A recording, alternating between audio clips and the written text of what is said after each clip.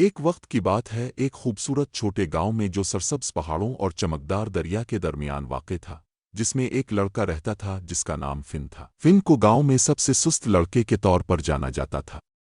جب اس کے ہم عمروں نے کھیتوں میں کام کیا، مویشیوں کا خیال رکھا یا گھر کے کاموں میں مدد دی، فن اکثر ایک بڑے بلوط کے درخت کے نیچے لیٹا رہتا، کتاب سینے پر رکھی ہوتی اور دھوپ کی نرم جھلک میں سو رہا ہوتا تھا۔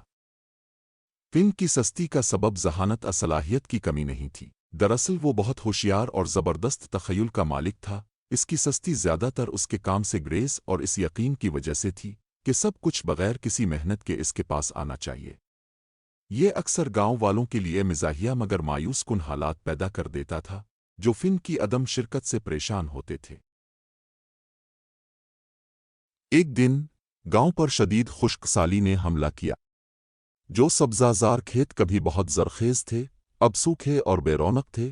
دریا ایک معمولی دھار میں تبدیل ہو چکا تھا اور گاؤں والے اپنے فصلوں اور مویشیوں کی حالت سے پریشان تھے۔ بچانے کی تمام کوششوں کے باوجود صورتحال بدتر ہوتی جا رہی تھی۔ مایوس ہو کر گاؤں کے بزرگوں نے ایک اجلاس بلایا تاکہ بحران کا حل نکالا جا سکے۔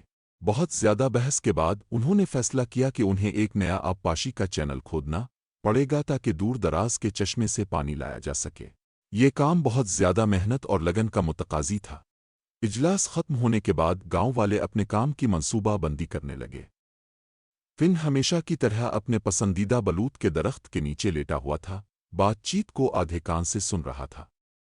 اس نے بزرگوں کو بھاری محنت کی ضرورت کا ذکر سنا اور سوچا، یہ بہت زیادہ محنت لگتی ہے، کیا پانی لانے کا کوئی آسان طریقہ نہیں ہو سکتا؟ فن نے اگلے چند دنوں میں محنتی انداز میں کام کیا، جو اس کے لیے غیر معمولی تھا۔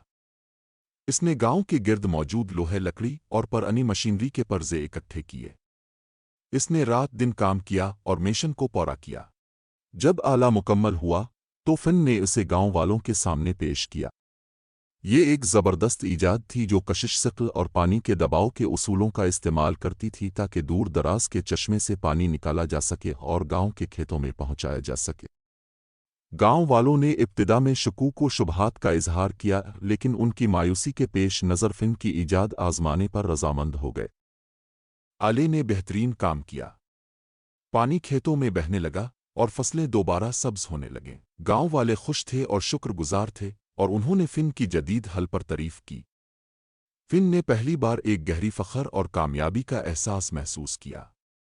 اس نے سمجھا کہ محنت کو کبھی کبھی انعامات میں تبدیل کیا جا سکتا ہے، جنہیں اس نے پہلے کبھی نہیں سمجھا تھا۔